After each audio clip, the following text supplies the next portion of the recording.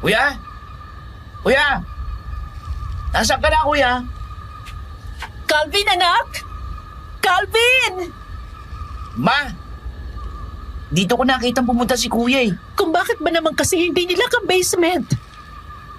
Sinasabi ko na yung kasambahay na yun, ma. Huwag ka mag-alala. Nakita kaya niya ang kuya mo? Baka. Nanginginig sa takot kanina eh.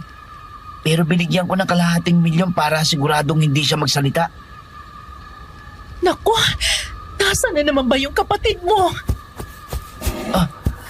Ayun! Doon, ma! Kuya! Calvin! Habulin mo, Carlo! Bilis! Kuya! Mami! Ayun! Nasa highway si kuya! Ay, Diyos ko, Carlo! May parating na sasakyan! Baka mabangga ang kuya mo! Kuya Calvin! Calvin! Kuya Calvin! Ako to, si Carlo! Relax! Mahabaging Diyos!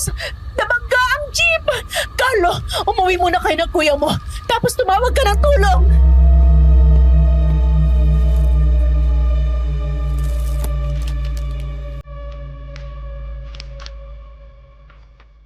"10:59 in the morning on Monday. Dear Aswang Diaries and Madam Venus, aaminin ko na wala akong alam dito sa channel niyo noong una. Until my mom listened to one of your stories, yung isa sa 3 kwento ng Bounty Hunters. Nagustuhan niya yun at mula noon ay pinakinggan na niya lahat ng naka-upload sa channel niyo. Hanggang sa isuggest niya na gumawa ako ng sulat at ipadala sa inyo. Hesitant ako noong una until umubra sa akin ang convincing powers ni Mommy. Ang mga pangalan at lugar sa kwento ko ay sadya kong pinalitan upang maitago ang tunay nilang identity at maprotektahan ang kanilang privacy. Itago niyo na lang ako sa pangalan na Carlo, bunso sa 2 magkapatid. Ulila na sa ama at ang tanging kasama namin ng kuya ko ay ang aming ina na si Regina. Uumpisahan ko ang kwento ko sa pag-amin na pinanganak kami ni Kuya Alvin na may lahing aswang.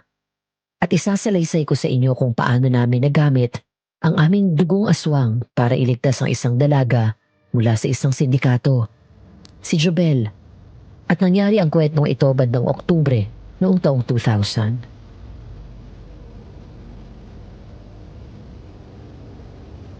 Chalaging, namimiss ko na po si nanay. Alam ko. Kahit ako namimiss ko na rin ang ate. Pero wala na tayong magagawa. Wala na sila ng tatay mo. Nagpapahinga na sila.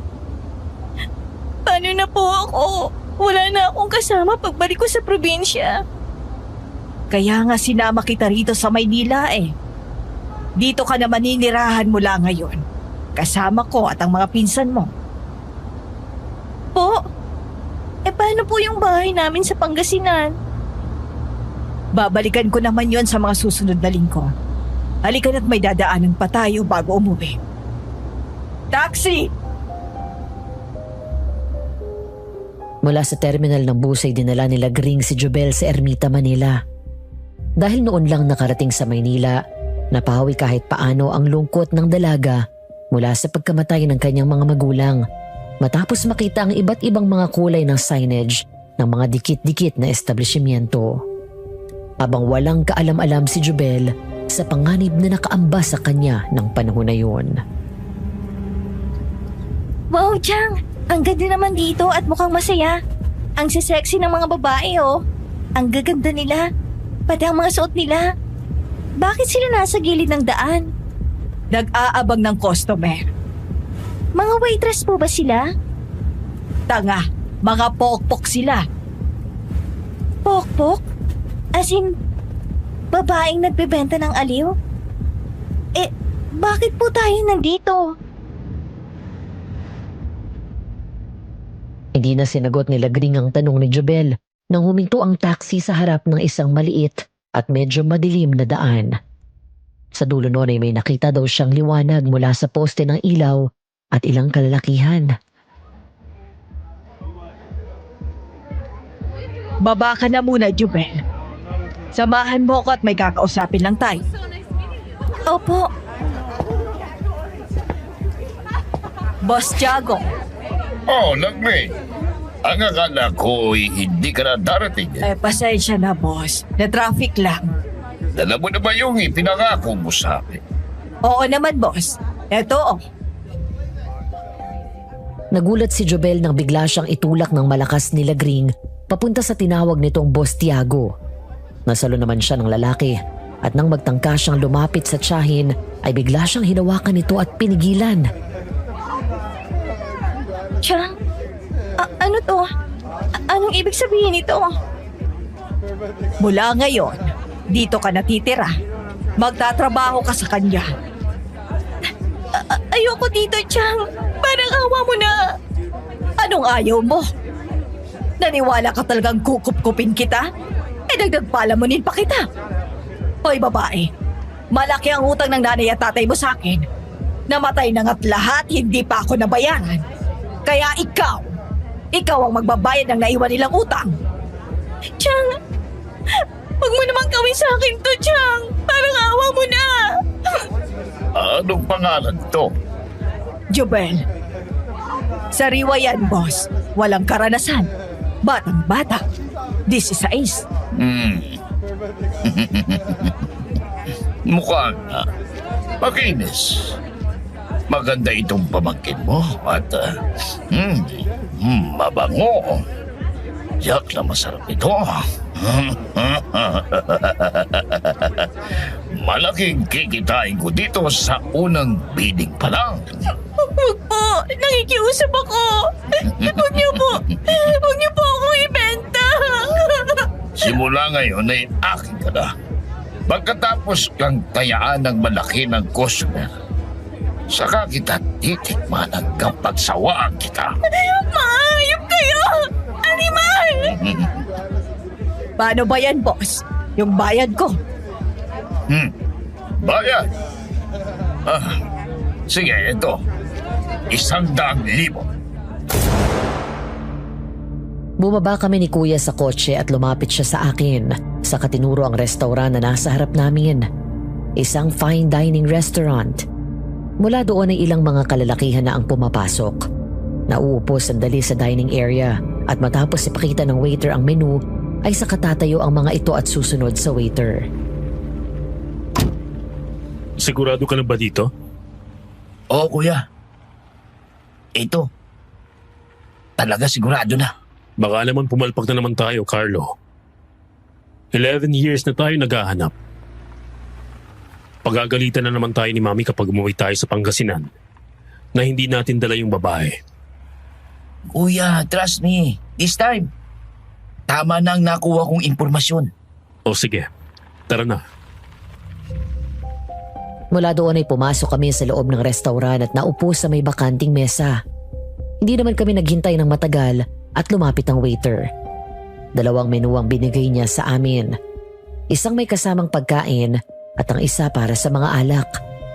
Kinuha ko ang menu ng alak at tinuro ang whiskey. Umiti sa akin ang waiter at sumenyas na sumunod dito. Anong nangyayari? Basta, makikita mo. Sumunod kami sa waiter at dumiretso kami sa loob ng kitchen. Hanggang sa huminto ito sa harap ng isang stainless steel na malaking pinto na mukhang refrigerator. Pagkatapos ay dahan-dahang binuksan niyon at bumungad sa amin sa loob ang isang malaking lalaki. Inabot ko sa kanya ang 2 ticket at binuksan din ito ang isa pang stainless steel na pinto. Anong lugar to, Carlo? Sikretong nightclub to. Para sa mga lalaki mayayaman. And I'm talking about millionaires. At ayun siya, kuya. Si Jobel Salonga. Ang pinapahanap ni Mami. Anong nangyayari dito? Pagpasok namin sa loob ay bumungad sa amin ang isang babae na nakaupo sa isang magandang upuan sa stage. May suot na makinang na maskara sa mga mata, habang ang mga kalalakihan ay isa-isang tinaas at hawak nito mga numero at tumataya. Tama, Madam Venus, doon sa club na yon, mga babae ang binibid at hindi mga mamahalin na painting o antigong bagay. Magsisimula ng bidding nila sa 200,000. Depende sa babae kapag sikat sa mga customers. Umaabot pa sa milyon ang bidding. What the hell? I know, right? Nakakapanginig ng laman ng mga ganitong lalaki. Kung makataya doon sa mga babae, parang walang babae sa pamilya nila. May mga namumukhaan ako sa kanila. Tama ang hinala mo, kuya. Ang mga pumupunta dito, madalas ay mga kilalang businessmen. May mga politiko pa nga eh. Yung iba, artista. Kaya pala tagong-tago ito. Legal ba ang operation nito? Malamang hindi. Kaya nga nakatago sila eh. Plus, yung mga babae nila dito, mostly, biktima ng human trafficking o kidnapping. Hanggang sa huminto kami sa paglalakad at napatingin sa babae na nasa gitna ng stage. Sa likod ng maskara, nakita namin na umaagos ang luha sa kanyang pisngi. Bata pa siya noong huli kong nakita, pero isang araw ay bigla silang nawala ng tiyahin niya sa ospital. Mula noon ay pinahanap na siya ni Mami.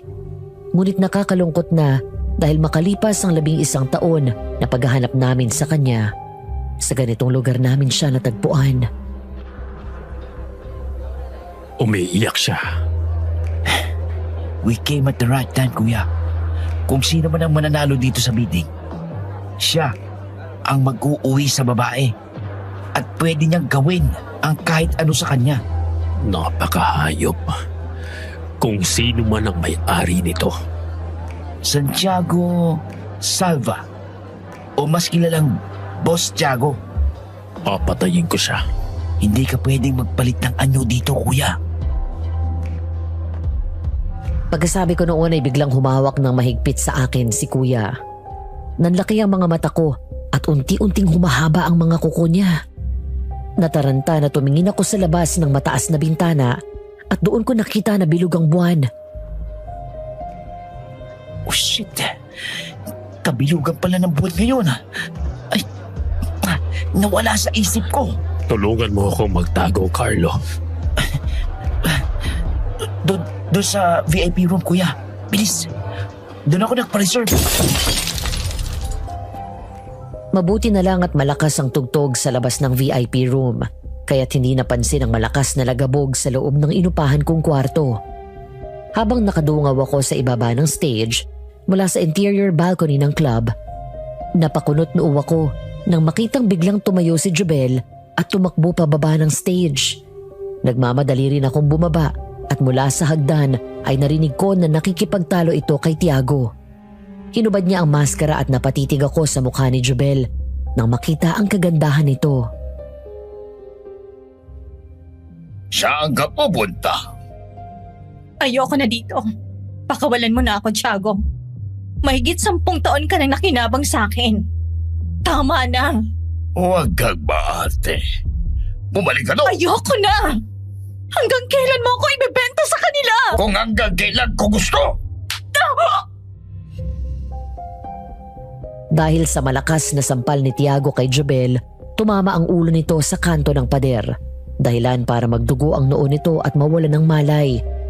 Maging si Tiago ay nagulat sa nangyari at agad dinaluhan ng babae. Nalinti ka na. Ang arte mo kasi. Ha? Sino? Sino ka? Paano ka nakapasok dito? Kuya!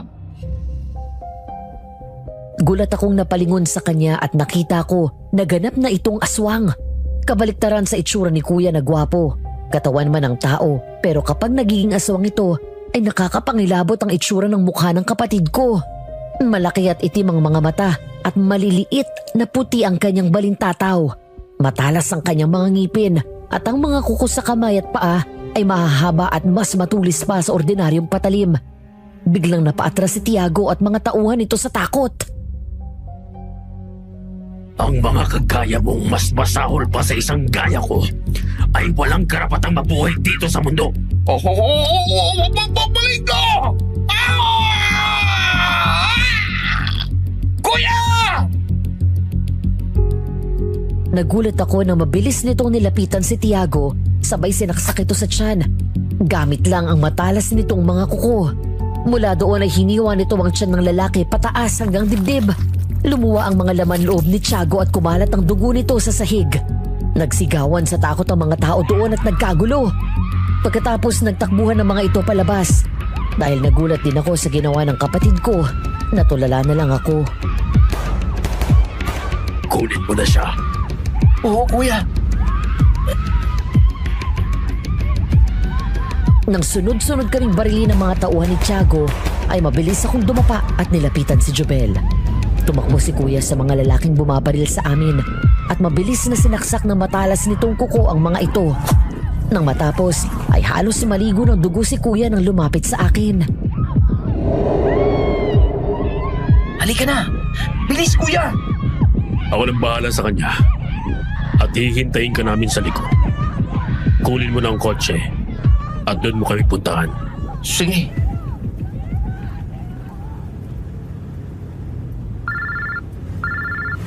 Hello, Ma?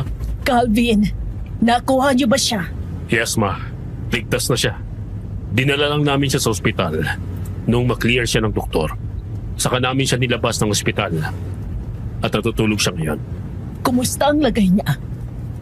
Wala naman daw dapat alalahanin, sabi ng doktor. Mabuti kung ganon. Ikaw, iho. Full moon ngayon. I'm okay, Ma'am. Inabot ako doon sa club.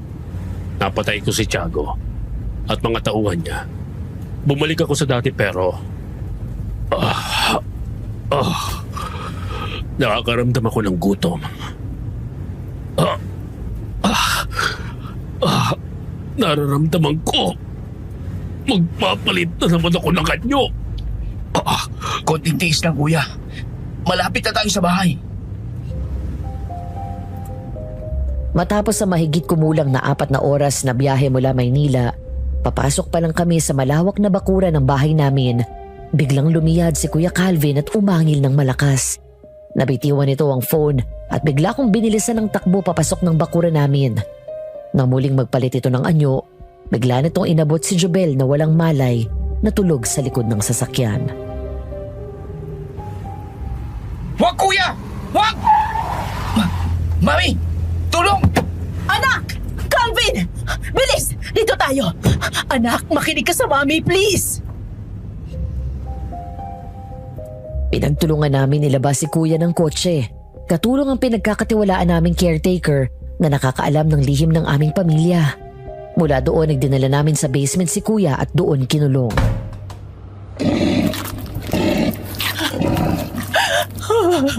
Panginoon, hanggang kailan maghihirap ang anak ko ng ganito? Anong pagkakamali ang ginawa ko para magdusang maging ang anak ko? Nang umagang iyon, nagising si Jobel sa isang estrangherong silid. Agad siyang bumangon at lumingon sa paligid. Ang kwento niya sa akin, para daw hotel ang kwarto sa ganda. Pero sa kabila nito, nakaramdam siya ng takot matapos bumukas ang pinto at pumasok doon si Mami. Gising ka na pala. Kumusta ang tulog mo? Sino kayo? Kayo ba yung katulong ng matandang mayaman na nanalo sa bidding sa club? Hindi, Iya. Huwag kang mag-alala. Ligtas ka na. Malaya ka na. Ako nga pala si Regina at narito ka sa bahay ko. Ha? Ligtas? Paano? Ano bang nangyari? Naalala ko na sinampal ako ni Tiago tapos nauntog ako sa pader. Nawalan ka daw ng malay, sabi ng mga anak ko. Mga anak mo? Sila ang nagligtas sa'yo. Talaga po? Paano po nila ako naitakas kay Tiago? Naku ma'am, aalis na po ako dito. Tsaka na mahanap ako ni Tiago. Baka madami pa kayo. Relax, Iha. Unang-una, malayo ka na sa Maynila. Narito ka na sa kinalakhan mong probinsya. Pangalawa, wala na si Tiago. Patay na siya. Hindi ka na niya masusundan o guguluhin pa. Ha? Patay na si Tiago? Sigurado po kayo? Pero paano? Nagkagulo daw sa club kung saan ka natagpuan ng mga anak ko. Tapos napatay si Tiago. Kaya sinamantala nila at tinakas ka. Totoo po bang sinabi niyo? Oo, Iha. Sa labis na tuwa ni Jubel ay napayakap siya kay Mommy at umiyak. Maya-maya ay lumayo ito at nginitian si Mommy. Pagkatapos ay inabot kay Jubel ang mga bagong damit na pamalit nito. Oh, maligo ka na at narito ang damit mo. Kapag tapos ka na mag-ayos, lumabas ka dun sa dining para makapag-almusal ka. Mamaya lalabas tayo para mamili pa tayo ng mga gamit mo. Opo. Abay, narito na pala si Jubel. Bilisan mo at pumarini ka nang makakain ka na rin. Doon kami sabay-sabay na lumingon. Bumilis ang pintig ng puso ko nang makita ang natural nitong kagandahan. Nakaligo na ito. Walang makeup at simple ang suot nitong bestida. Mas lalong tumingkad ang ganda ni Jubel. Nahihiya itong ngumiti sa amin, pero agad kong napansin na kay Kuya na Paco ang tingin nito na sa mga sandaling iyon ay nakatitig din dito. Jubel, maupo ka. Kumain ka, huwag ka mahihiya. Salamat po. Sila pala ang mga anak ko. Ito si Calvin, ang panganay ko, at siya naman si Carlo, ang bunso. Kumusta ka na? Masakit bang ulo mo? Yun bang nauntog? Wala to. Malayo sa bituka. Salamat pala sa pagligtas niyo sa akin mula kay Tiago. Mahigit 1 dekada na akong naroon. Kahit ilang beses ko nang sinubukang tumakas na hanap nila ako. Pero bakit niyo ba ako iniligtas? Anong kailangan niyo sa akin? Wala kaming kailangan sa'yo. Ang totoo, mahigit 10 taon na rin kitang pinahahanap. 10 taon? Matalik kong kaibigan si Leticia, ang nanay mo. Ninang mo ako. Wala ka pang mahalay ng maaksidente kayo. Minsan ka na niyang inihabilin sa akin. Sabi niya kung sakali may mangyari sa kanilang mag-asawa, huwag daw kitang pabayaan. Ang nanay ko. Oo, Naalala ko, nung gabing maaksidente kami, habang sakay ng jeep, may mga taong nagdala sa amin sa ospital. oo, tama. Kami yun ang mga anak ko. Maraming salamat po, ma'am. Napakalaki ng utang na loob ko sa inyo. Iha, it's Ninang. Tawagin mo ako Ninang. Dahil mula ngayon, magiging parte ka na rin ng pamilya. Salamat po. Hanggang ngayon, hindi pa rin ako makapaniwala. Parang kanina lang hinaron ako sa stage habang nagbibid sa akin yung mga customers sa club. Tapos ngayon nandito na ako. Huwag mo nang balikan yun. Dito, kasama namin. Makakapagbagong buhay ka na. Salamat ulit. Anyway, Mami, mauna na ako at baka malate ako sa office. Jubel, kita na lang tayo mamaya. Sige, ingat. Siya nga po pala, Ninang. Yung bahay po namin, nandun pa po ba sa dati? Oo, Iha. Naroon pa pero ikinalulungkot ko. Binenta pala yun ng tiya lagring mo doon sa mayaman na dati pang may interes sa bahay at lupa nyo. Ang sabi sa amin ng mga kapitbahay mo, hindi daw yun ipinagbibili ng mga magulang mo. Pero noong nasa ospital ka, bigla niyang binenta. Napakawalang hiya niya. Ang buti na rin pala na ganun ang nangyari sa kanya. Hayaan mo. Subukan natin kung mababawi pa natin. Nga pala, may mga mahalagang gamit akong naiwan dun sa tinutuluyan ko sa club. Pwede pa kaya nating makuha yun? Sige, Iha. Kami nang bahala doon. Salamat po. Matapos ipamili ni Mommy si Jubel ng mga damit niya, ay dumiretso sila sa sementeryo. Sa unang pagkakataon, matapos ang mahigit 10 taon, nakadalaw si Jubel sa puntod ng mga magulang. Nay, nandito na po ako. Sorry po kung ngayon lang ako nakadalaw. Sitsalag rin po kasi. Mahabang kwento po. Sa susunod ko na lang sasabihin. Ang importante, nakabalik na ako dito. Leticia, natupad ko na yung pangako ko sa'yo. Nahanap ko na rin siya. Ang linis po ng puntod nila. Kayo po ba'y nag-aalaga dito? Oo. Alaga ito sa linis dahil mabilis tumaas ang mga damo dito. Ninang, maraming salamat po. Hindi ko po alam kung paano ako makakabayad sa lahat ng utang na loob ko sa inyo. Huwag mo nang isipin yon. Ay, siya nga pala, ano nang balak mo? Nakatungtong ka ba ng college? Hindi po eh. High school lang pong natapos ko. Nakapag-enroll ako noon bago mangyari ang aksidente. Tapos yun, bigla akong isinama ni Chang sa Maynila. Naalala mo ba? Naroon ako nun sa ospital. Opo, naalala ko na. Naalala ko rin na bigla na lang akong nilabas ni Chang sa ospital. Ang akala ko iuwi niya ako sa bahay pero dumiretso kami sa bus terminal. Hindi siya nagpaalam sa akin, Jobel. Ang totoo, itinakas niya sa ospital ng araw na yon. Kung saan-saan ka namin hinanap. Kaya pala kahit nabalik na rin namin ang buong Pilipinas kakahanap sa iyo, ay hindi ka namin matagpuan. Pinenta ka pala niya at itinago ka ng isang sindikato. Hindi po nila kami pinapalabas doon. Kung lalabas man kami, kasama yung mga customer o kaya mga tauhan ni Tiago. Napakawalang hiya ng tiyahin mo. Ano na nga palang nangyari sa kanya? Pati siya hinahanap namin pero hindi rin namin makita. Wala na po si Chalagring. Nung gabing dinala niya ako kay Tiago, inakala niya na babayaran siya ng 100,000 piso. Pero sa halip na pera, bala ang binayad sa kanya. Binaril siya ni Tiago ng gabing yun sa ulo. Hindi ko na alam kung anong nangyari sa bangkay niya pagkatapos noon. Ang bilis ng karma niya. Pero kapalit naman noon ay ikaw. Pero tapos na yon. Ang mahalaga ay makakapagsimula ka na ulit. Sabihin mo sa akin kung saan school ka nag-enroll noon. Baka kakilala ko yung may-ari at mailakad kita. Sige po. Halika na. Kailangan na nating umuwi. Iiwan muna kita sandali sa bahay. At kailangan kong sumunod kay Carlos sa opisina. Opo. Inatid lang ni Mommy si Jobel sa bahay. Pagkatapos ay umalis na rin ito. Matapos daw ayusin ang mga pinamili, lumabas daw ng kwarto si Jobel at nagpunta sa kusina kung saan natagpuan si Manang Vera. Jobel, nagugutom ka ba? Gusto mo magmerienda? Ay, hindi po. Magtatanong lang po sana ako kung may maitutulong ako dito. Naku, iha. Kaya na namin to ni Jopay.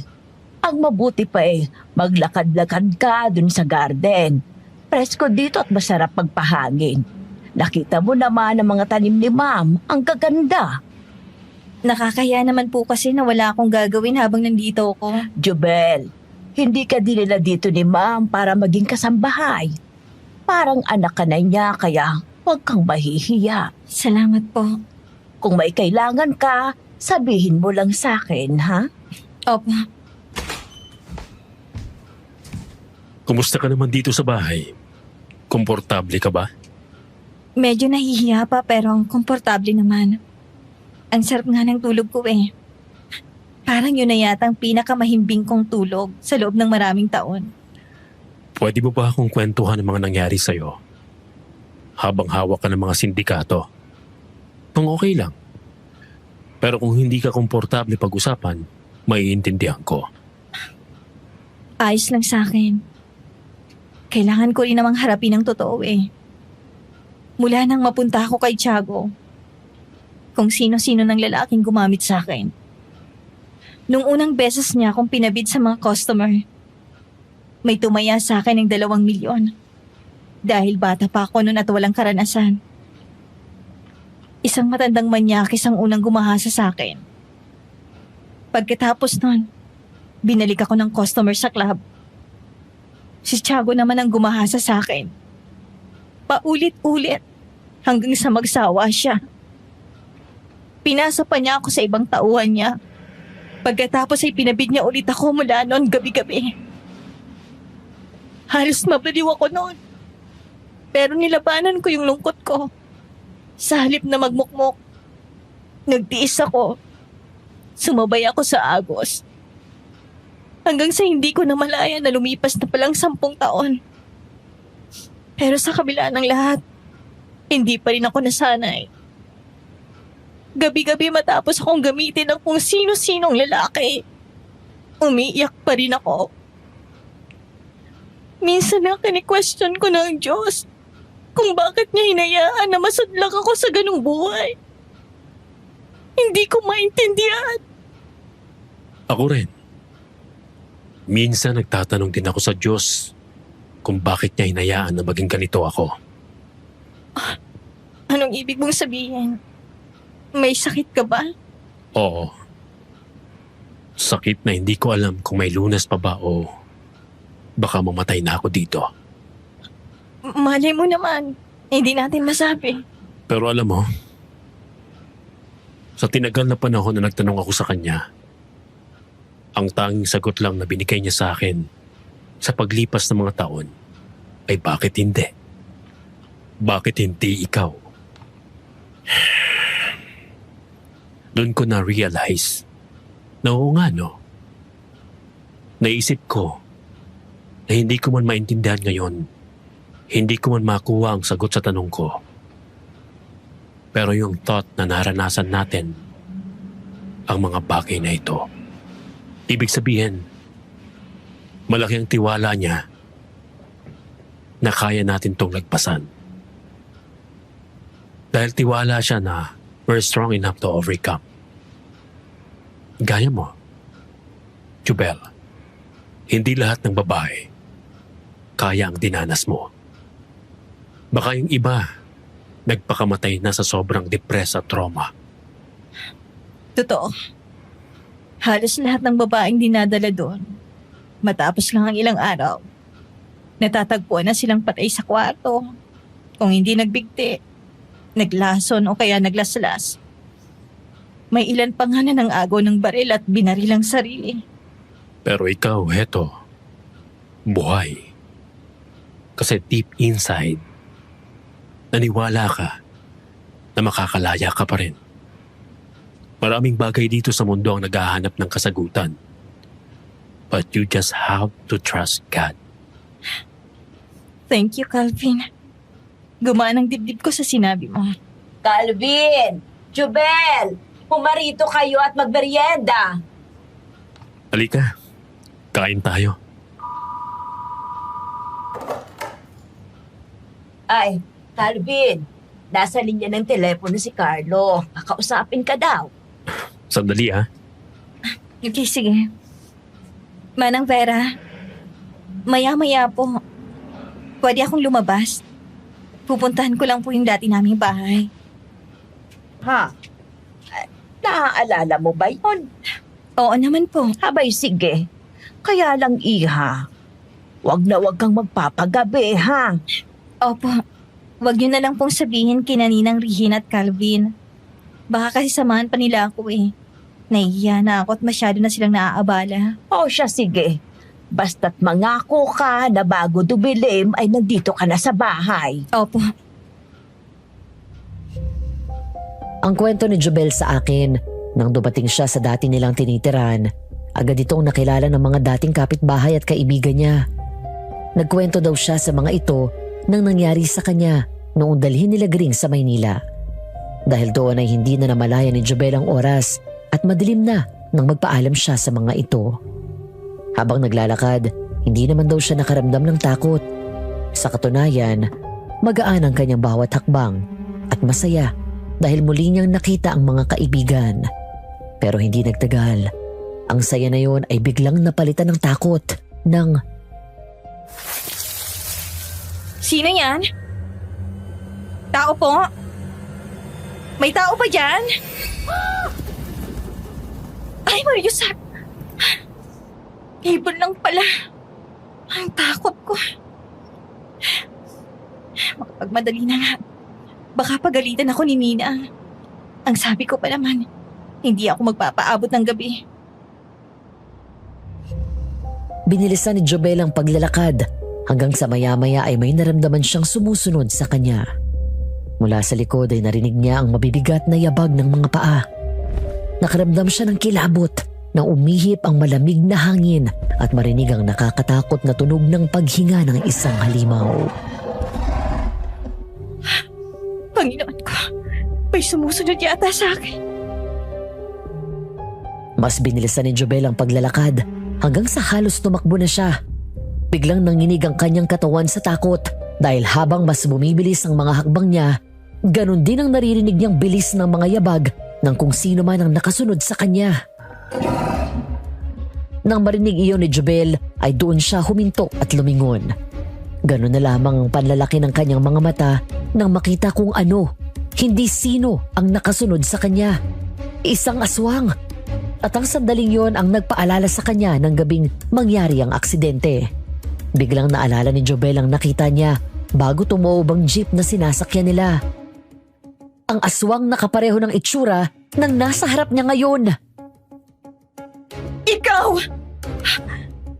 Ikaw ang dahilan kaya namatay ang mga magulang ko! Nang tumakbo palapit sa kanya ang aswang, ay mabilis tumakbo palayo si Jobel.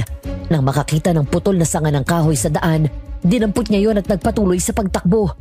Hanggang maabutan siya ng aswang at masunggaban sa leeg. Tulong!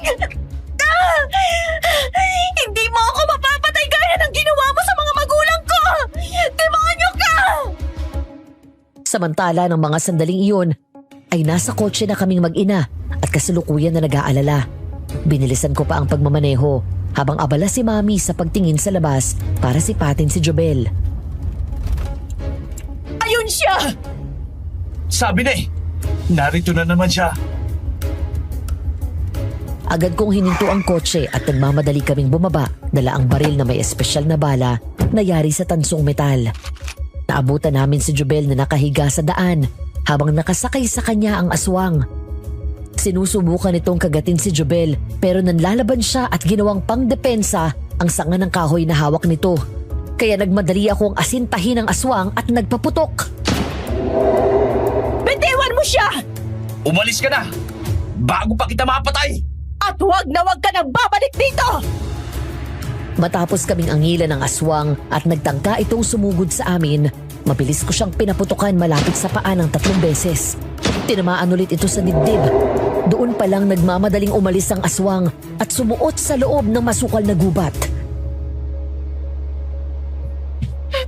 Jobel, ayos ka lang ba? May sugat ka sa braso. Ayos lang po ako. Halika at umuwi na tayo para magamot na natin yan.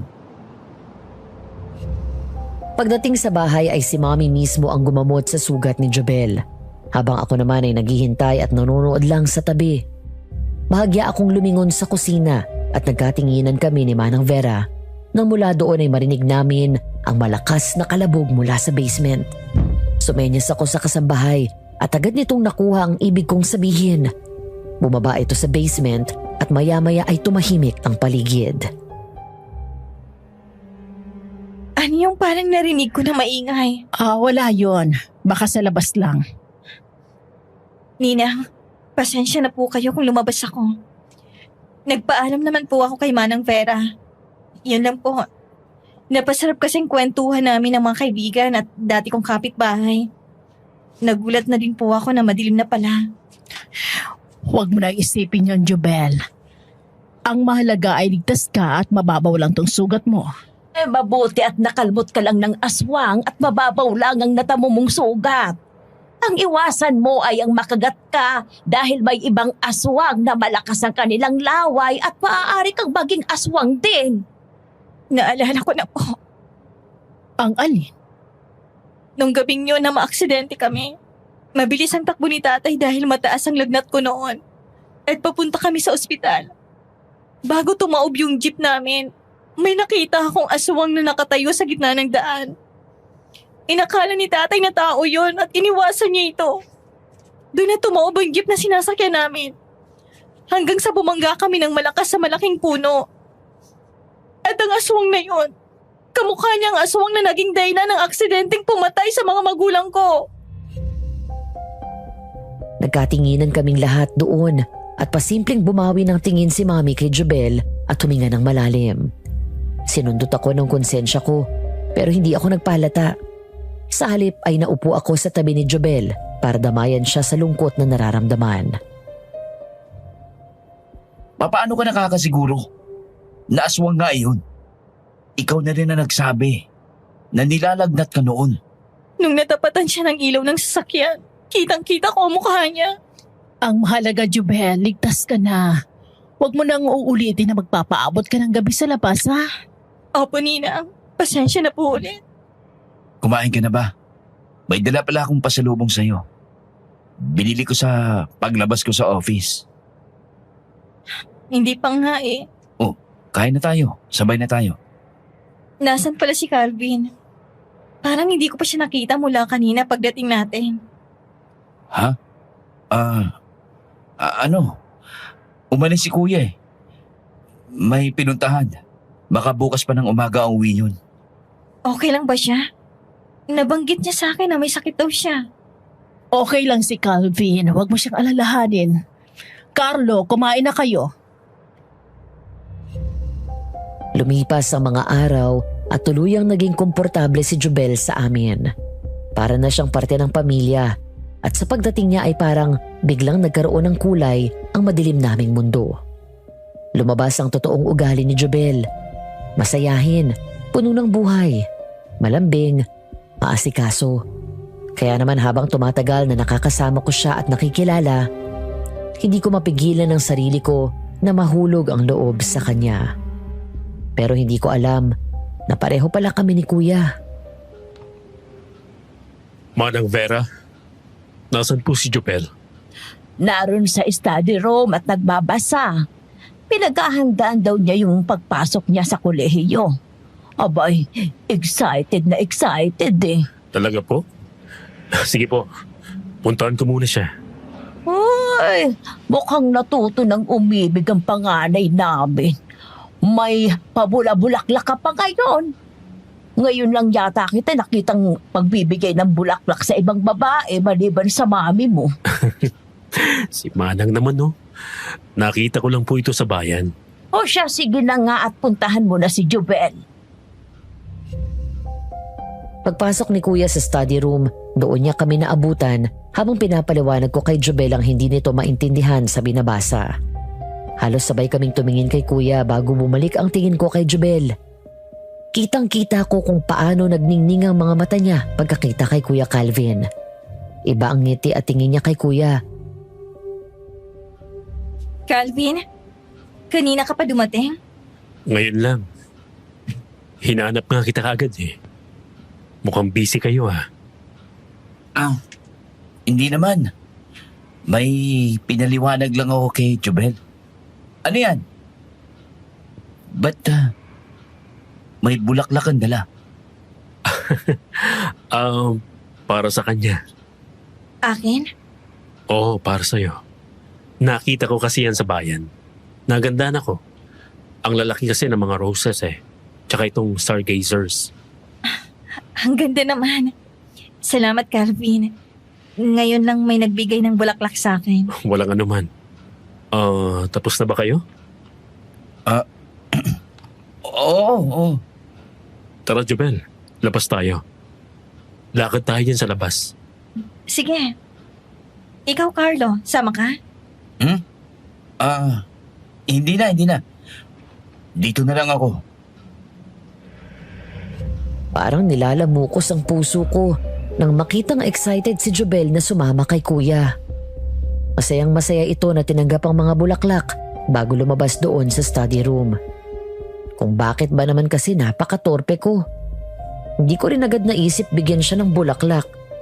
Ayan, naunahan tuloy ako ni Kuya. Palabas na rin ako sa kwarto na yun nang marinig ko mula sa labas ang isang pamilyar na tinig na kahit kailan ay ayokong marinig. Teka, sino itong babaeng to? Tito, si Jubel po. Inaanak ni Mami. At anong ginagawa niya dito? Dito na po siya nakatira. Hindi na kayo nadala. Ang hilig niyo magtiwala sa mga taong hindi niyo kilala. Paano kung magnanakaw yan? Tito, huwag niyang babastusin ng ganyan si Jubel. Mawalang galang na ho, sir. Maaaring galing ako sa hirap, pero hindi ako magnanakaw. Pinalaki akong marangal ng mga magulang ko. Matapang kang babae ka. Tingnan ko lang kung hanggang saan yung tapang mo. Kapag nalaman mo na, Melchor, narito ka pala. Regina, mabuti at narito ka na. Palisin mo itong babaeng ito at may pag-uusapan tayo. Calvin, may pupuntahan ba kayo ni Jubel? Sige na, ipasyal mo na siya sa labas. Kami na ni Carlo ang bahala dito. Yes, ma. Halika na, Jubel.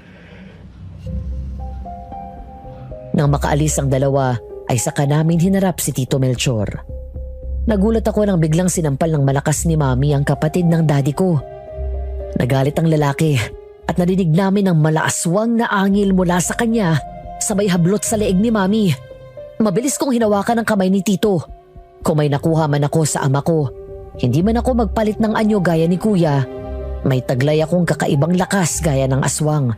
Kaya nagawa kong alisin ang kamay ni Tito sa leeg ni Mami at pisilin iyon ng mariin. Don't you ever lay your hands on my mother again. Ginagalang kita dahil kapatid ka ni Dad. Pero ibang usapan kapag sinaktan mo yung mami ko. Masyado kayong suhil! Lalo ka na Regina! Hanggang ngayon ay itinatanggi niyo pa rin ang katotohanan! Ano pa bang gusto mo? Naghihirap na si Calvin dahil sa sumpa ng pamilya mo. Nahihirapan ang mga anak ko, naiintindihan mo ba? Regalo, Regina. Isang regalo ang pagiging aswang, hindi sumpa. Kaya kayo nahihirapan dahil ayaw ninyong tanggapin ang totoo. Dahil likas na sa iyo ang pagiging masama. Sagad hanggang buto ang kasamaan mo. At alam ko na ikaw rin nagtangka na patayin si Jubel ng gabing yon. Hindi na kayo dapat nakialam. Mamamatay di naman ang babaeng yan. Mas mabuti pa ang pakinabangan ko na lang. Wag na wag mong gagalawin si Joven. Dahil baka makalimutan ko na kapatid ka ng tatay ko. Huwag gagalawin. Bakit? Nire-reserva niyo ba kay Calvin? Hindi kayo magkatulad ni Kuya. Hindi siya kailanman kumain ng tao. Bueno, pumunta ako dito hindi para makipagtalo. Naparito ako para pag-usapan ang nalalapit na karawan ng yumaong lolo mo, Carlo. Sa darating na eklipse, kayong dalawa na lang ng pamilya ang hindi paganap na aswang. Naiinip na ang pamilya natin. Lumayas ka sa pamamahay ko. Kung yan din lang ang sasabihin mo, hindi ko ipagpapalit ang pananampalataya ko sa Diyos para maging isang aswang. Kung ang asawa ko walang nagawa para kumbinsihin ako, mas lalong wala kang magagawa. Hindi kami matutulad sa'yo. Kahit kailan. Hindi ko na naisip na maging demonyong gaya mo. At huwag na huwag kang babalik dito sa pamamahay ko at mag-aastang hari. Hindi mo bahay ito at hindi ka welcome dito. Hala sige, layas! Tingnan natin kung hanggang saan ang pagmamatigas ninyong dalawa.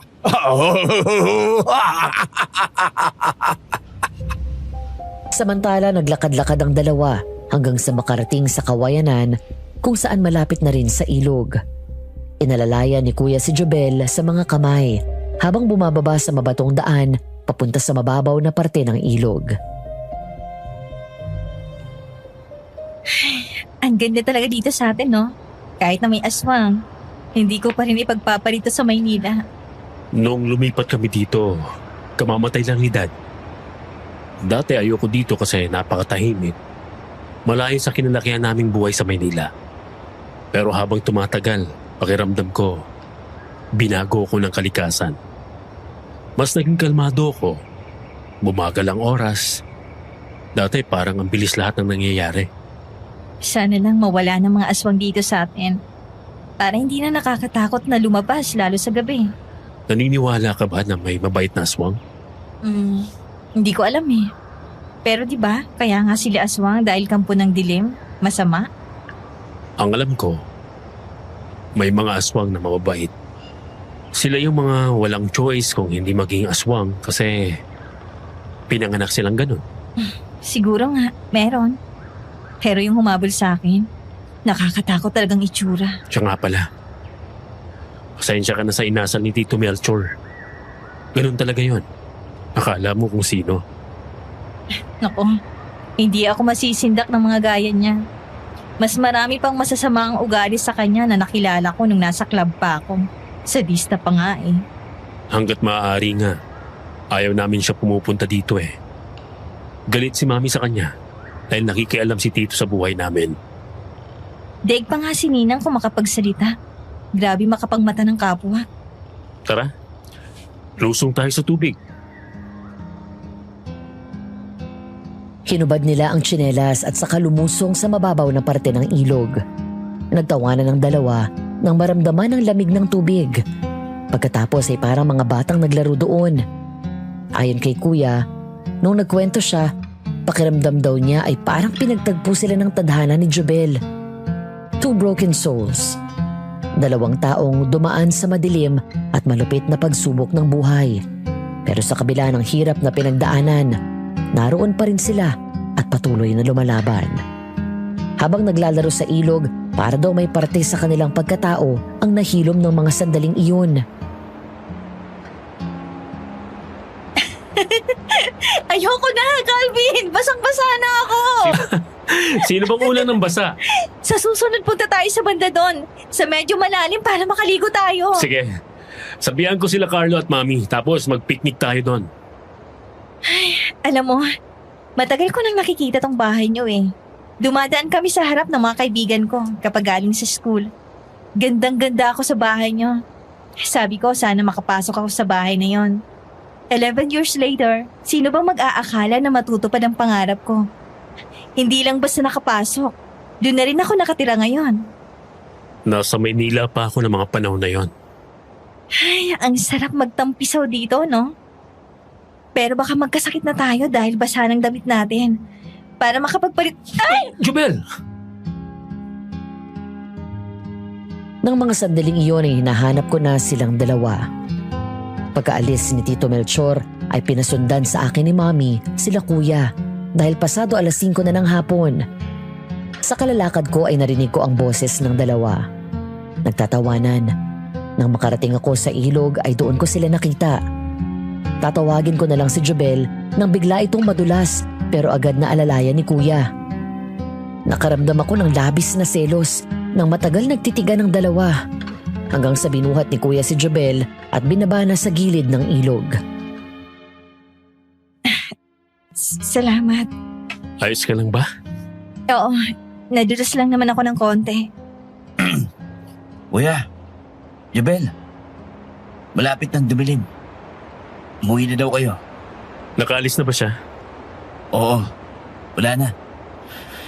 Tara na. Sige na, susunod na kami.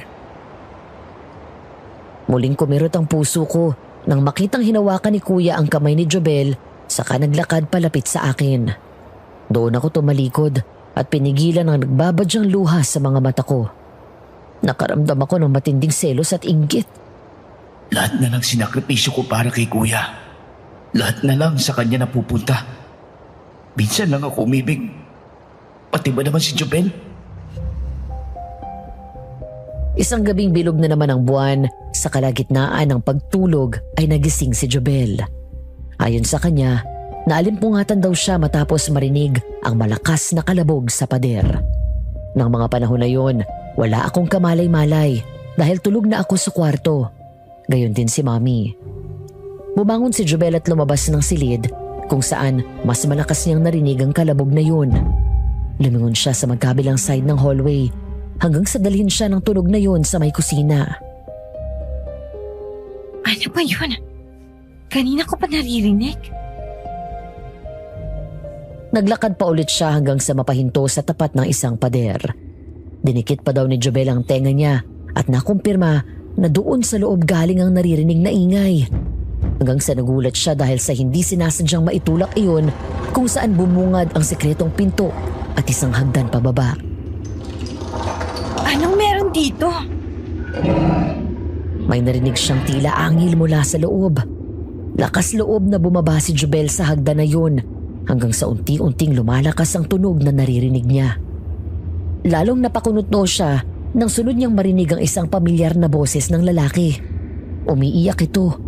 Nararamdaman ni Jobel ang paghihirap sa bawat tunog ng iyak nito. Jobel, Ay, Manang! anong ginagawa mo dito? Hindi ka dapat narito. Madaling hinila ni Manang Vera si Jobel palabas at inayos ng maigi ang pagkakasarado ng secret door. Pagkatapos ay hinila ulit nito si Jobel sa isang sulok, saka lumingon mula sa paligid at siniguro na walang tao. Anong ginagawa mo dito? Hindi mo dapat nakita yon. Nagising po kasi ako dun sa lumalagabog eh. Ano po bang meron dun? Bakit may naririnig akong umaangil? Ganun ang narinig kong boses ng aswang na sumalakay sa akin. Wala kang narinig, Jobel. Bukas ng umaga, magkunwari kang walang narinig. Mabait si Ma'am Regina at ang mga anak niya. Pero may lihim ang pamilya na to na baka hindi mo kayang matanggap.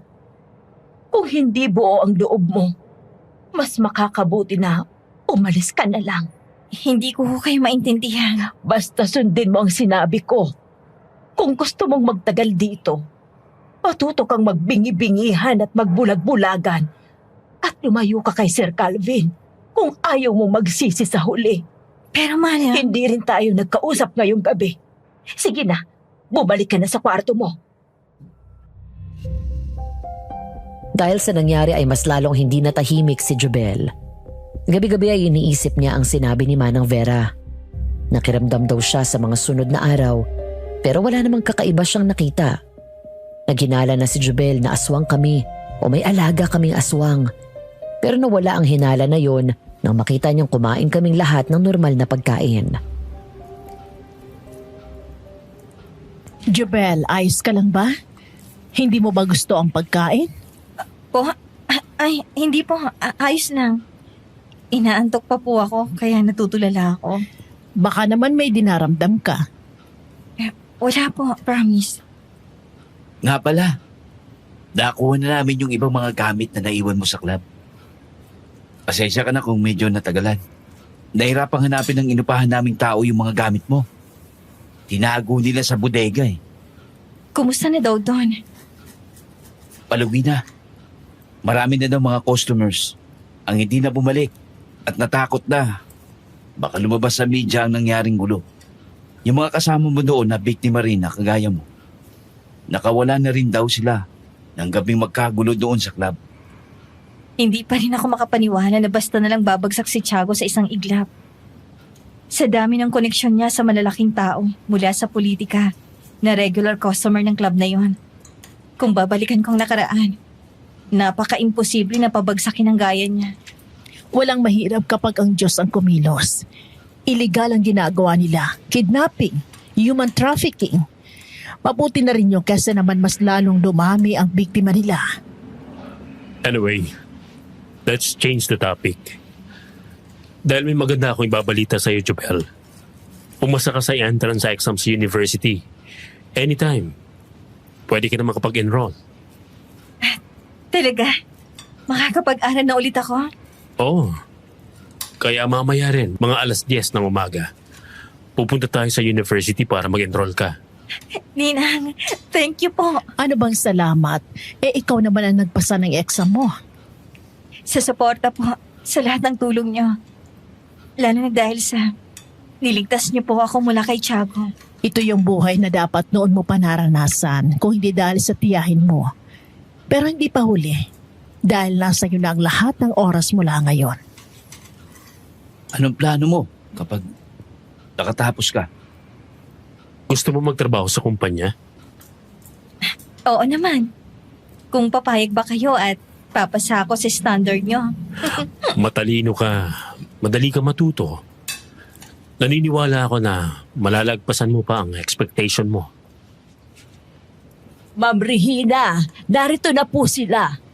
Sige, papasukin mo sila sa loob. Opo. Tapusin mo yung kinakain mo, Jobel, ha? Mauna na kami at may kailangan pa kami gawin. Sige po. Mga anak, halina kayo. Sinundan kami ng tingin ni Jobel hanggang sa makalabas kami ng bahay. Mula doon ay dumiretso kami sa loob ng isang maliit na bodega sa likod ng bahay.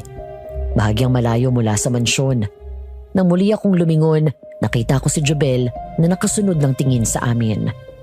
Nakita niya ang mga taong dumating na pinapasok ni Mommy sa loob. Nakatingin si Jobel, kuya. Hindi ko alam kung matatanggap ako ni Jubel kapag nalaman niya ang totoo. Kaya nga natin ginagawa ito para makalaya ka sa sumpa, anak. Nagawa natin ito kay Carlo. Magagawa din natin sa'yo.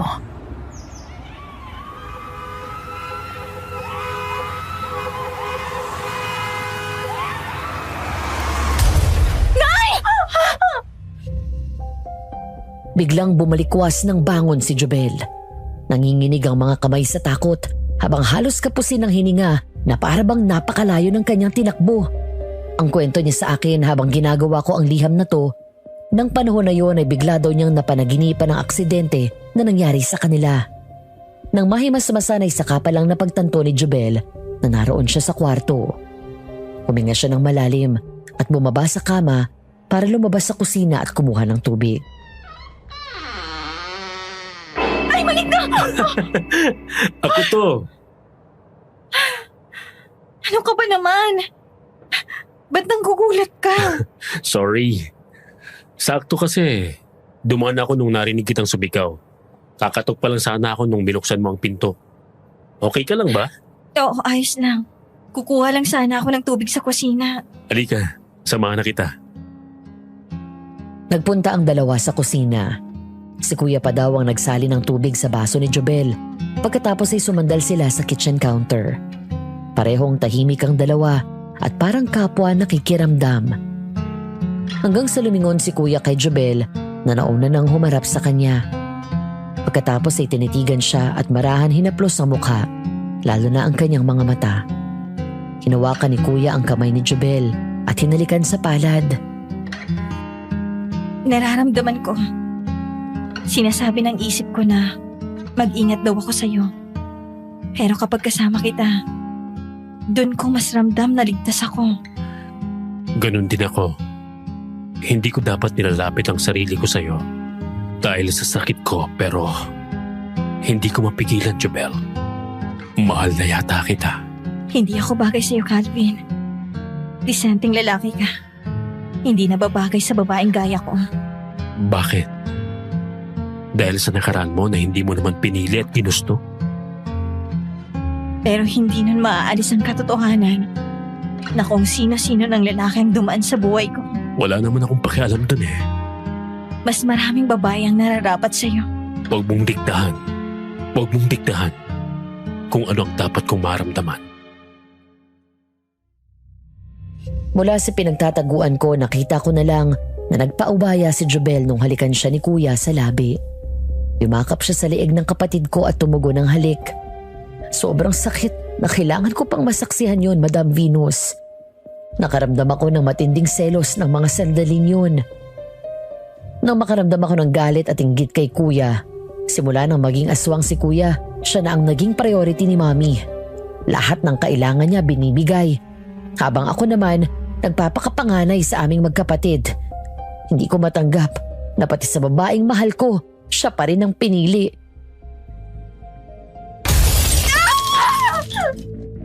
Biglang umatras ang dalawa nang mula sa basag na salamin ng bintana ay pumasok ang aswang na naunang sumalakay kay Jobel. Si Tito Melchor. Hinila ni Calvin si Jobel at tinago sa likod nito. Nagmadali naman ako at kinuha ang baril na palagi naming ginagamit pang depensa sa aswang na mula pa sa isang magaling na albularyo. Pagkatapos ay tinuto ko yon kay Tito Melchor. Anong ginagawa mo dito? Narito ko para wasakin ang buhay ng babaeng yan.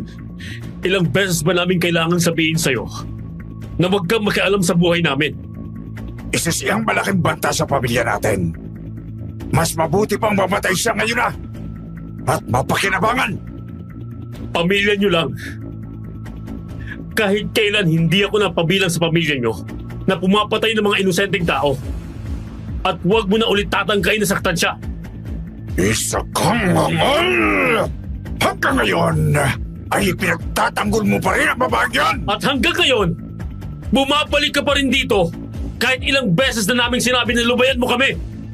Hindi ako hito hanggat may isa sa pamilya natin ang hindi paswang. mas magiging makapangyarihan tayo.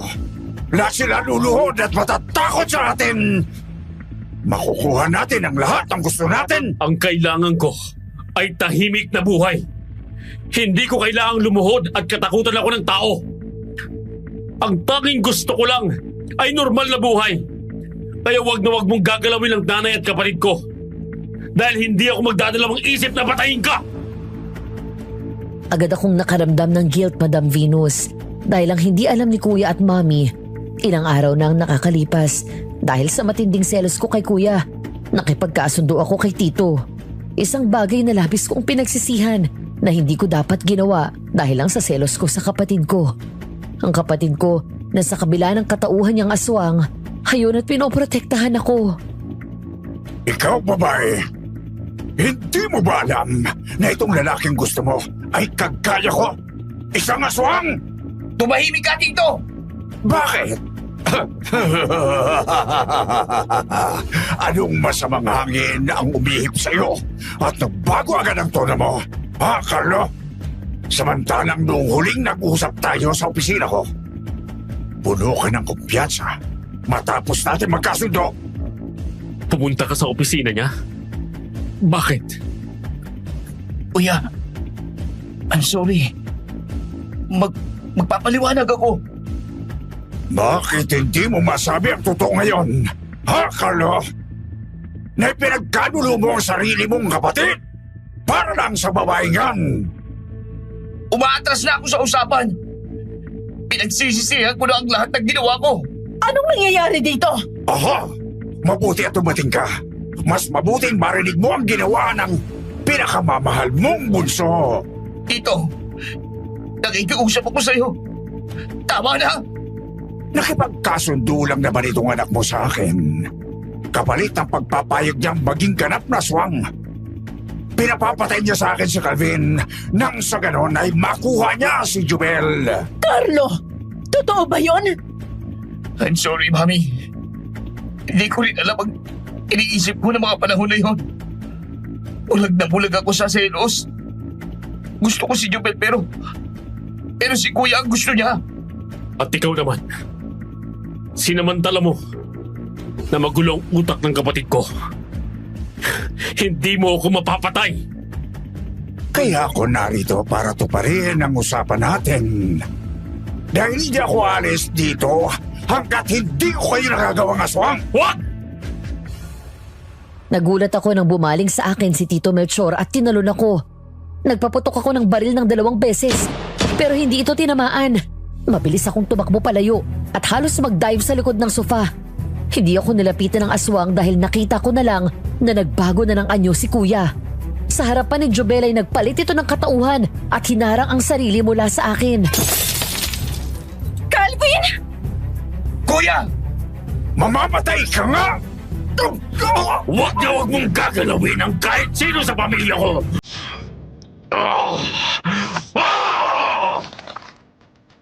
Nang tumingin ako kay Kuya, nakita ko na lang na sinaksak niya ng matalas na kuko si Tito Melchor sa tiyan. Habang si Tito naman ay malalim na nasaksak ng kuko nito sa balikat ni Kuya. Doon ako nagmadaling kumilos at malapitan kong binaril si Tito saka ito tinamaan sa dibdib. Matapos yun ay sinuot ni Mami ang isang kwintas na mabisang panlaban sa aswang na may pendant na mutya. May orasyon ito at siyak na malaki ang magiging pinsala sa mga aswang na magsusuot nito.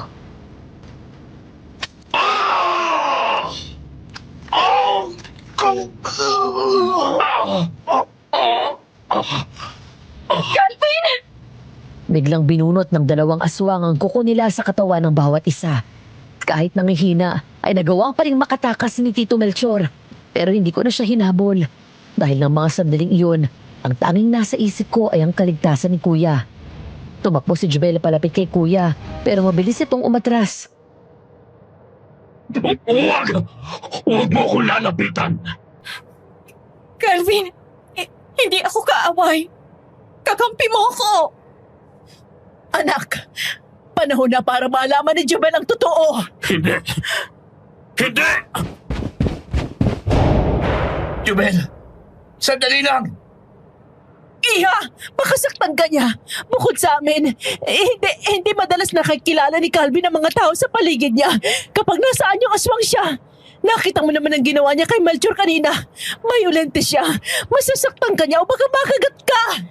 Hindi ako naniniwala. Kilala ko na si Calvin. Mabait siya. At alam ko na hindi niya ako sasaktan. Calvin!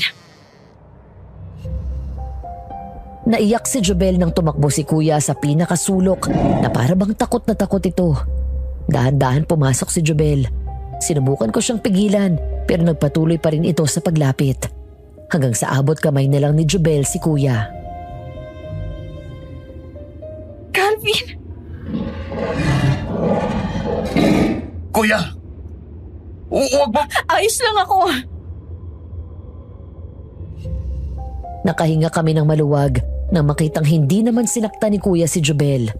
Matapos nitong iangat ang kamay para sana hawakan, pero nagalit si kuya at nagtangka na sumugod. Sa halip na matakot, umupo pa si Jobel sa carpet at umiiyak nang umiti sa kapatid ko. Habang kami ni Mami at Manang Vera ay tahimik na nagmamasid sa likod. Calvin, hindi mo kailangang umiwas sa akin. Ito ang sakit na sinasabi ko sa'yo. Isang sakit na kahit kailan ay walang lunas. Pinanganak ako na isang aswang dahil sinumpa ang pamilya namin. Kung ang isang babaeng gaya ko, nasa kabila ng nakaraan ko ay tinanggap mo, sa tingin mo ba, hindi ko matatanggap na ganyan ka? Ibang sitwasyon mo, iba sa akin. Aswang ako, Jobel. Huwag mo rin akong diktahan sa kung anong dapat kong maramdaman, Calvin. Mahal kita. Mahal kita sa kabila ng totoong katauhan mo. Dahan-dahang inangat ni Jobel ang kamay at nilapit kay kuya.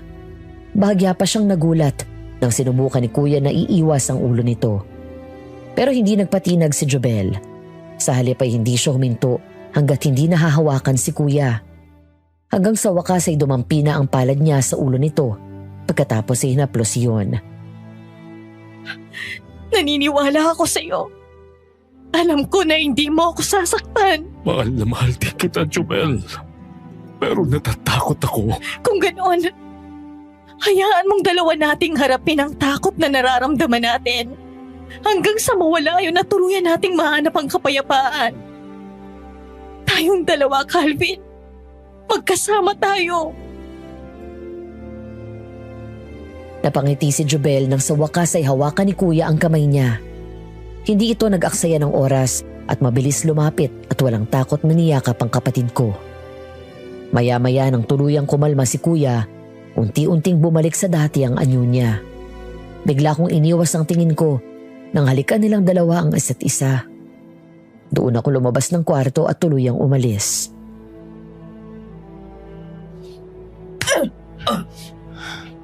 Paano mo nagawa yun sa kapatid mo? I'm sorry, Mami. Alam mo bang hirap na dinanas ko para lang maisalba ka at hindi maging kagaya ng kuya mo? Lahat ng simbahan pinuntahan ko. Lahat ng pastor pinagdasal ka. Lahat ng klase ritual ginawa na ng mga albularyo para lang maging normal ka.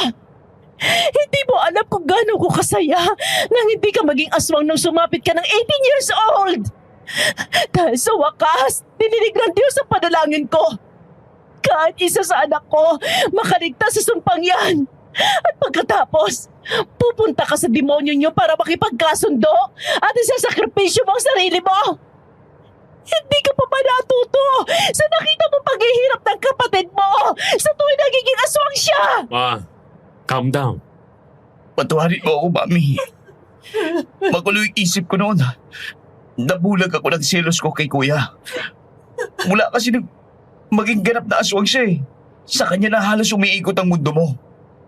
Ako ang sumalo. Lahat ng dapat na responsibilidad niya. Lahat ng gusto niya pinagbibigyan mo. Samantalang ako, hindi ko magawang umalis at magbakasyon sa ibang bansa dahil kailangan kong magbantay kay Kuya. Dumating si Jobel. Minahal ko siya. Tapos pati siya. Si kuya pa rin ang gusto. Ang buong akala ko naiintindihan mong sitwasyon natin. Wala akong paborito at pantay ang pagmamahal ko sa inyong dalawa. Patawarin mo ako kung nagkulang man ako sa inyo. Pero anak, sana maintindihan mo na sa'yo ko binigay ang lahat ng responsibilidad na dapat sa kuya mo dahil malaki ang tiwala ko sa'yo. Maraming salamat, Carlo. Dahil kahit kailan, hindi mo ko iniwan. I'm sorry. Hindi ko alam na nasasaktan na pala kita. Sorry, kuya. Para akong bata na umiyak sa mga bisig ng kuya ko matapos niya akong yakapin. Sising-sisi ako sa nagawa ko. Mabuti na lang at malakas si kuya at magaling makipaglaban. Kung nagtagumpay si Tito Melchor at napatay ang kapatid ko, baka hindi ko mapatawad ang sarili ko. Pasensya ka na, Carlo. Dahil hindi gaya ng inaasahan mong pagmamahal ang kaya kong maibigay sa'yo. Ayos lang. Okay na sa akin. Okay na ako. Ngayong tanggap ko na. Basta makita ko na masaya si kuya. At tanggap mo siya. Anak, hindi ko man palaging nasasabi sa'yo. Pero wag mong kalilimutan na mahal kita. Mahal na mahal ko kayo magkapatid. At nagpapasalamat ako dahil ikaw ang katuwang ko sa pagharap natin sa problema. Salamat, Mami. Sorry po ulit sa mga nagawa ko. Hindi ko na po uulitin. Total din naman at nalaman mo na ang totoo, Jobel. May kailangan din akong sabihin sa iyo. Ano po yan? Hindi totoo na best friend ko ang nanay mo at ninang mo ko. Ang totoo ay hindi kami talaga magkakilala. Nakilala ko lang siya noong gabi na maaksidente kayo. Hindi si Melchor, ang aswang na nakita niyo noon sa daan at iniwasan ng tatay mo. Ako ang aswang na yan, Jobel. Nakalabas ako ng basement kung saan ako palaging kinukulong at kinakadena nila mami sa tuwing kabilugan ng buwan. At nagiging aswang ako. Nagbibiro ba kayo? Totoong sinasabi nila. Kaya namin kayo nailigtas ng gabing iyon. Dahil naroon din kami ni Mami. Hinahabol namin si Kuya at nakita namin na nangyari. Kaya nadala namin kaagad kayo sa ospital. Bago malagutan ng hininga si Leticia, sinabi niya sa akin at tulungan ka namin at huwag kang pabayaan. Kaya ka namin hinanap ng 10 taon para tuparin ang pangako ko sa nanay mo. Bakit kayo nagsinungaling sa akin? I'm so sorry, Iha. Hindi namin masabi sa iyo ang katotohanan dahil hindi madali. Ayaw naming matakot ka. Babalik na po muna ako sa kwarto ko. Jobel, sandali lang. Jobel! Anak, hayaan na muna natin siya. Marami na nangyari ngayong gabi. Hayaan natin siyang maproseso ng isip niya ang lahat at makapagpahinga. Baka umalis siya, Ma. Baka hindi niya ako mapatawad at iwan niya ako. Hindi siya aalis. Magtiwala ka sa kanya. Sige na. Kailangan mo rin ng pahinga. Tama si Mami. Bigyan muna natin ng oras si Jobel na makapag-isip. Lumipas ang maghapon. Ayon kay kuya ay halos maghapon ding hindi lumabas ng kwarto si Jobel. Dahil doon ay tuluyan na kaming nagalala. Papunta na sana ako sa kwarto nito pero pinigilan ako ni kuya. Ako nang kakausap sa kanya. Sigurado ka ba? Oo. Mula nang dumating siya dito, alam naman natin na darating ang araw na to. Sige. Dito lang ako sa may pinto.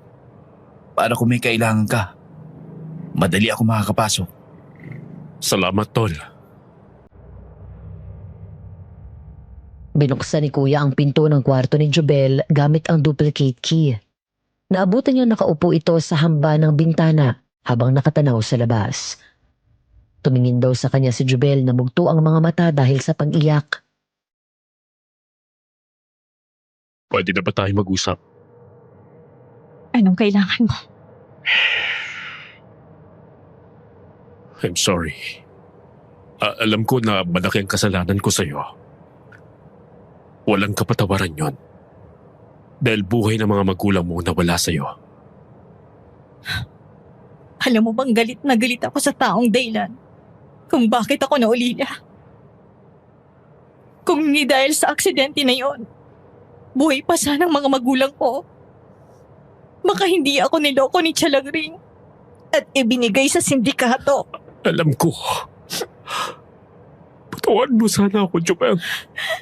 Gusto kong magalit ng gusto sa'yo. Gusto kitang isumpa. Gagawin ko lahat ng gusto mo. Mapatawad mo lang ako. Huwag mo lang akong iiwan, Jobel. Lahat gagawin mo? Calvin, kahit ano pang gawin mo, hindi na maibabalik ang buhay ng mga magulang ko. Hindi na maibabalik na ng lahat ng nawala sa akin sa 10 taon na nakalipas. Pero sa kabila ng lahat, hindi ko alam kung bakit hindi ko magawang magalit sa'yo. Ano ulit ang sabi mo? Buong araw akong nag-isip. Tinapa ko nararamdaman ko. Pero sa halip na galit, pangunawa at pagpapatawad ang meron sa puso ko. Dahil yun ang tinuro sa akin ng nanay at tatay ko. Ang maging mapagpatawad. Dahil ang galit ang nagbibigay daan sa kasamaan at ayokong maging ganon. 10 taon na ang ninakaw ni Tiago at Chalagring sa buhay ko. Ayoko nang sayangin ang mga susunod na taon ng buhay ko para mabuhay sa galit. I'm sorry. Patawarin mo ako sa lahat ng nagawa ko, Jobel. Hindi ko sinasadya. Alam ng Diyos. Hindi ko sinasadya ang mga nangyari noon. Bumaba si Jobel at nilapitan si Kuya. Hinawakan niya ito sa magkabilang pisngi at pinunasan ng luha nito. Pagkatapos ay hinilikan nila sa labi ang isa't isa ng matagal.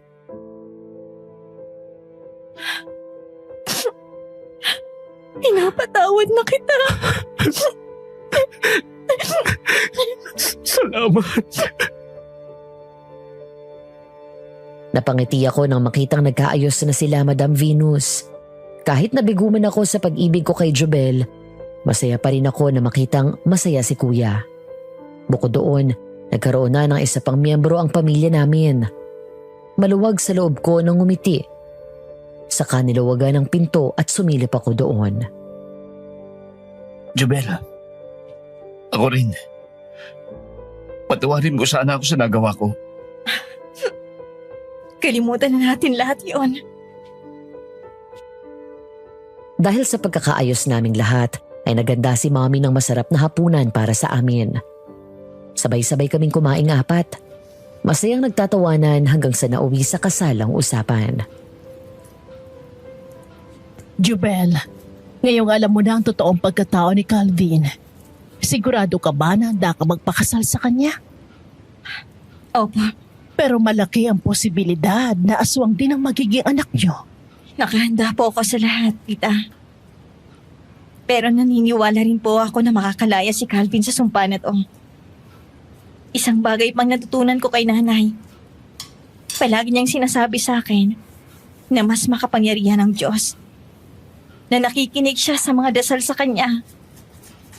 At sabi pa nga ni nanay sa akin, sa tuwing nagdadasal daw tayo ng mataimtim, natatakot na agad ang mga demonyo sa paligid natin.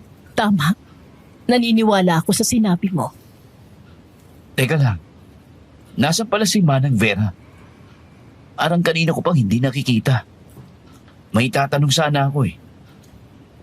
Parang nakita ko na lumabas sa likod bahay. Sandali, tatawagin ko. Nasamahan na kita. Nagpunta kami sa likod ng bahay kung saan matatagpuan ang dirty kitchen, laundry area at staff quarters. Ngunit kakatok pa lang sana kami sa pinto ng kwarto ni Manang Vera nang aksidente kong maitulak yon at bumukas ang pinto. Nagkatinginan kami ni Jobel dahil nakita naming nakadikit sa dingding ang picture ng Lolo Arnaldo ko. Sa ibaba ng larawan ni Lolo ay ang picture ng mga anak niya at sa ibaba noon ay ang picture naman naming mga apo. Anong ginagawa niyo dito? Manang, ano to? Bakit nandito lahat ng pictures namin? Lumabas na kayo! Hindi. Ipaliwanag mo kung anong nangyayari dito. Tsaka ano ito? Bakit may mga manika, langis at mga tuyong mga sanga dito? Ano ka ba?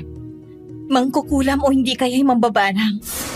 12 anyos pa lang ako nang minsan na akong nakakita ng mga ganito. Sabi ni nanay, mambabarang daw ang tawag sa kanila. Umalis na sabi kayo! Pamamahay namin to. Kaya wala kang karapatan na itaboy mo ako dito. Sagutin mo ang tanong ko. Bakit ka may larawan ng buong angka namin? Dahil sa malaking atraso ng Lolo Arnaldo mo sa akin, siya ang dahilan kung bakit aswang ang buong angkan nyo. Dahil ako ang nagbigay ng sumpa sa lolo mo. At 10 na kanyang angkan para maging aswang.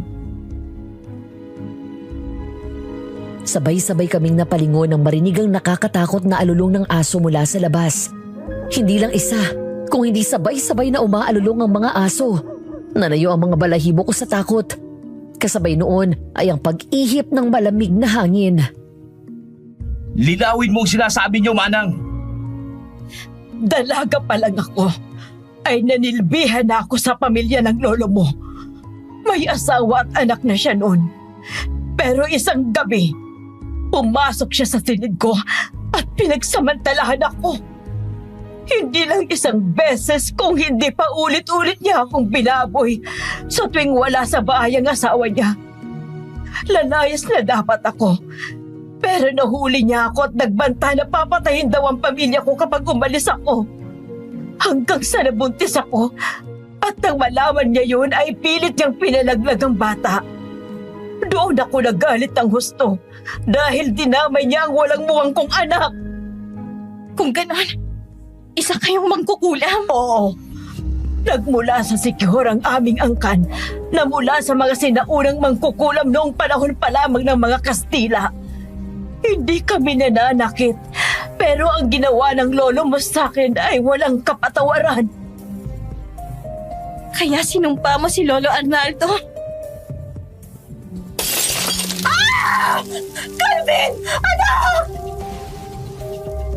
Bigla kaming tumakbo palabas ng kwarto hanggang sa napahinto ako at napatingala sa langit. Ang eclipse. Ang gabing yon ang pagsasanib ng buwan at araw. Ngayon din ang ika-100 kaarawan ni Lolo Arnaldo. Nang tumingin ako sa labas ng bakuran namin, naroon ang mga kamag-anak namin na aswang na hindi sumusugod at tila nakabantay lang. Si Kuya. Calvin! Bago pa kami makalapit sa pinto papasok ng bahay, bigla nang bumukas iyon at tumakbo si Kuya. Sa tuwing sumasapit ang ganitong panahon ng eclipse, ay mas lalong malakas ang kapangyarihan ng mga aswang. Mas lalo nilang gustong kumain ng tao. At ito rin ang gabi na inaabangan ni Tito Melchor para gawin kaming aswang ni Mami. Agad kong hinabol si Kuya at tinalunan siya, kaya gumulong kami sa damuhan. Kuya, ako ito si Carlo. Lumabang ka. Labanan mo yan! Anak, pakiusap. Tulungan mo kami. Lumaban ka dahil hindi kami sumusuko sa'yo. Manang, tulungan mo ko. Dali natin siya sa warehouse. Nagtulong kaming lahat sa pagdala kay Kuya. Mas malakas siya ngayon at halos tumalsik kaming lahat sa tuwing pumipigla siya. Nang makapasok sa loob kung saan ang nagsisilbing prayer room, ay agad naming pinaluhod si Kuya sa harap ng krus. Umiiyak si Jobel na lumuhod sa harap ni Kuya at hinawakan niya ito sa magkabilang pisngi habang hawak namin siya ni Mami sa magkabilang braso. Calvin! Makinig ka sa akin! Tumingin ka sa akin! Alam ko na naririnig mo ko. Alam ko na naiintindihan mo ko. Sabayan mo ako ng dasal. Magtiwala ka. Walang imposible sa Diyos. Di ba ikaw ang nagturo sa akin noon? Patayin niyo na lang ako! Calvin, sabayan mo ako. Magdasal tayo.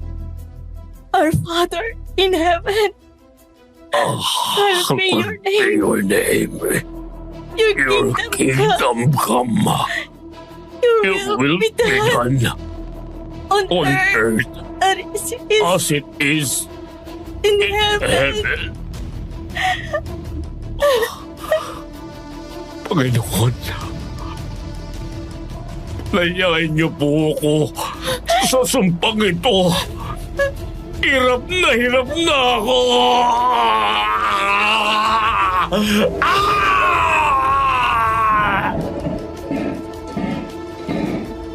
Maya-maya ay bigla akong nakaramdam ng kakaiba sa katawan ko. Nabitiwan ko si kuya at napahiga. Biglang nanikip ang dibdib ko at nanakit ang buong kalamnan ko. Pinagpawisan ako ng malamig at nakaramdam ako ng matinding init. Hanggang sa nakaramdam ako ng matinding pagkauhaw. Anak, Carlo! Anong nangyayari? Panginoon ko, tulungan niyo po kami! Mami! Hindi ako makahinga.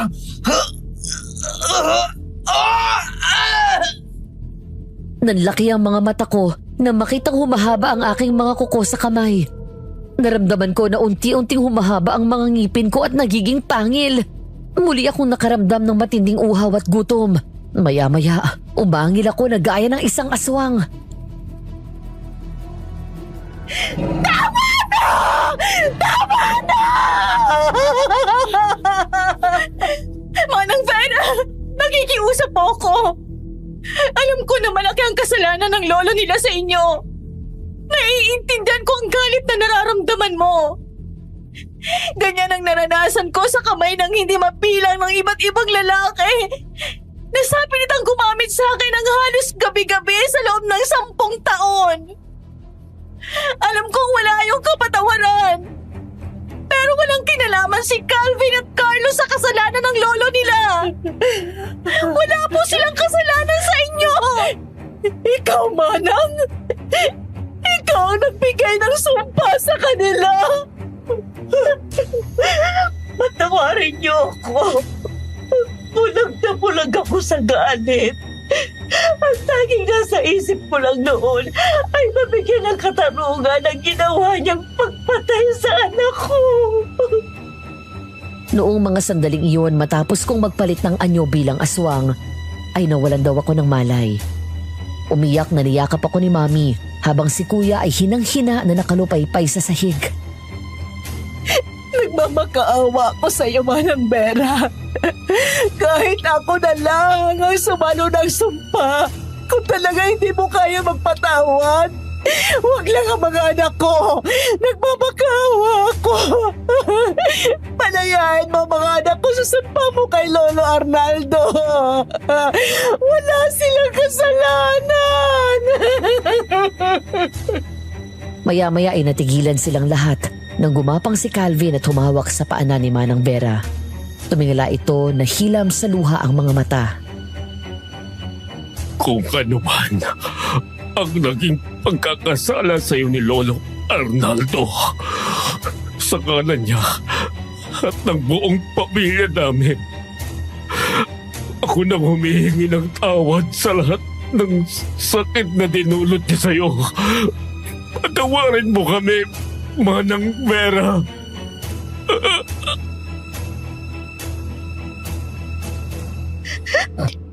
Ilang taon, ilang dekada, mula sa lolo mo hanggang sa mga anak niya. Alam ko na alam nila ang ginawa sa akin ng ama nila. Pero wala ni isa ang may mabuting puso na lumapit sa akin upang magpakumbaba at hingin ng kapatawaran ko. May kinuha ito mula sa bulsa. Larawan ni Calvin at Carlo. Sa likod nito ay may manikang itim at nakataling mga tuyong sanga. Kumuha ito ng kandila at sinindihan iyon. Pagkatapos ay umusal ng dasal. Inikot-ikot ni Manang Vera ang hawak nito sa paligid ng kandila. Maya-maya ay biglang sumigaw ang magkapatid.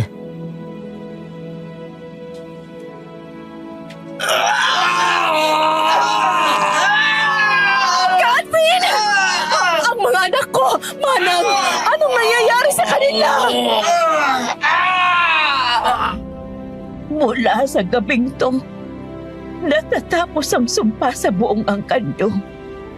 Sa pagsikat ng araw, mabubuhay na kayo bilang normal na tao. Ngunit lahat ng miyembro ng angkanyo na pumatay at tumikim ng laman at dugo ng tao. Ngayong gabi, sa oras na maghiwalay ang buwan at araw, lahat sila maglalaho at magiging abo bilang kabayaran sa lahat ng buhay ng mga naging biktima nila. Matapos yun ay pareho daw kaming nawala ng malay ni Kuya. Kasunod nito ay narinig na lang nila ang malakas na pag-angil ng mga aswang na kamag-anak namin na nasa labas ng bakuran. Kaya daling tumakbo palabas sila Mami at pinagmasdan sa malayo ang mga aswang na galit na nakatingin sa kanila.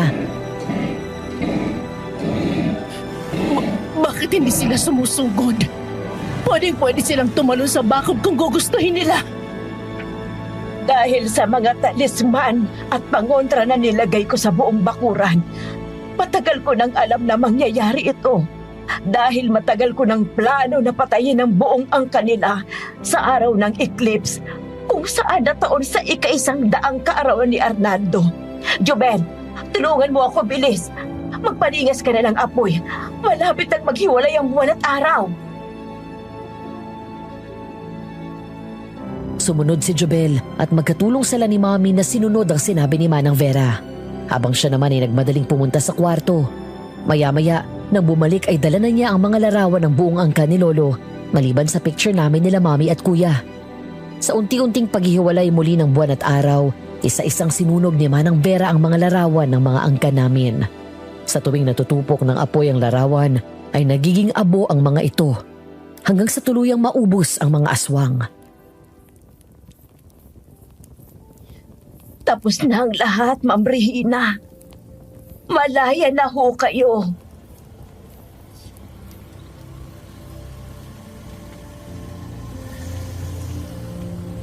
Mami!